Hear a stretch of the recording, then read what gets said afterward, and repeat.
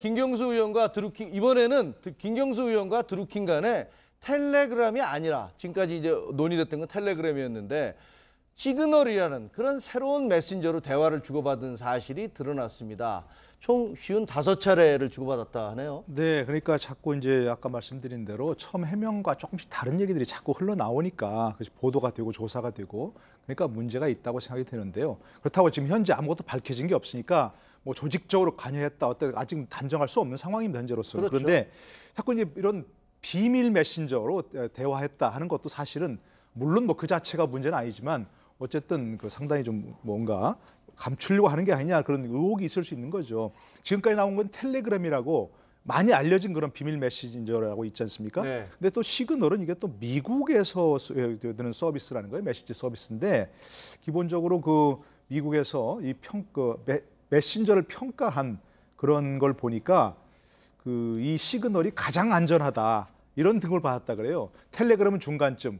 우리나라에서 많이 쓰이는 뭐 카카오톡 이런 것들은 가장 뭐 안전하지 않은 이런 메신저라고 지금 분류가 됐다는 거거든요. 그러니까 시그널이라는 메시저로 이렇게 메신저로 대화를 주고받았다 하는 얘기가 지금 나오고 있습니다. 그 자체가 무슨 의미하는 건 아니겠지만 어쨌든 현재로서는 뭔가 좀 뭐 감출 게 있지 않았느냐는 그런 추론이 가능합니다. 이런 것들 만약에 처음부터 예. 내가 이제 텔레그램하고 그 사람하고 이렇게 좀 있었고 또 다른 프로그램으로도 좀 대화가 있었다라고 아예 처음부터 다 얘기했으면 어땠을까요? 아니 근데요. 아니 그러니까 첫 번째 왜냐면 잠깐만요. 왜냐면 첫 번째에서 자신은 드루킹과 적극적으로 대화한 사실이 없고 드루킹이 보내는 메시지를 일방적으로 받았을 뿐이다. 그리고 그에 대해서 고맙다는 정도의 답신만 했을 뿐이다라고 했는데 이런 얘기가 나오니까 지금 이제 뭔 의혹이 아니, 생기는 근데요, 거죠. 지금 그게 의혹이 아닌 게 1년 동안 14차례 메시지를 보낸 게 텔레그램이에요. 1년 동안 365일 중에.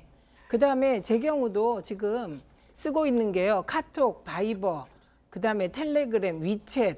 아, 여러 개 쓰세요? 네, 그리고 왓츠앱까지 씁니다. 그러니까 이 앱이 굉장히 많아요. 근데 우리는 카톡에 익숙해지다 보니 지금 이런 말씀을 하시는데 여러 가지 쓸 수 있습니다. 그리고 이게 1년 동안 보낸 것이기 때문에 이 1년 동안 보낸 것을 가지고 14차례 보내서 이게 빈번하다 그러시면 정말 너무 SNS 세계를 조금 그러신 겁니다. 그 정도는 별게 아니다 이런. 아니, 근데 또 이제 최민희 의원 말씀도 맞지만 또 이제 일반인들이 생각하기에는 그렇다면 그냥 일반 카톡이나 그냥 문자 메시지 쓰면 왜 안 되냐? 왜 저 사람은 이렇게 보안이 제일 강하다라고 하는 그런 시그널이라고 하는 메신저를 굳이 이용했느냐? 선거 때니까 아무래도 사실 좀 그 부분이 보완이 조금 필요하지 문제가 될 수 않았을까요? 있어요. 근데 지금 말씀하신 것처럼 정치인들은 대부분의 경우에 그냥 문자 메시지는 그냥 모두에게 쫙 뿌리듯이 쓰는 그런 것이지만 또 이제 그런 거 아닌 경우에는 그런 보안성이 강한 것들을 그냥 일부러 쓰더라고요. 그래서 아마 그런 차원에서 지금 쓰여졌다라고 주장을 하는 것 같아요. 알겠습니다.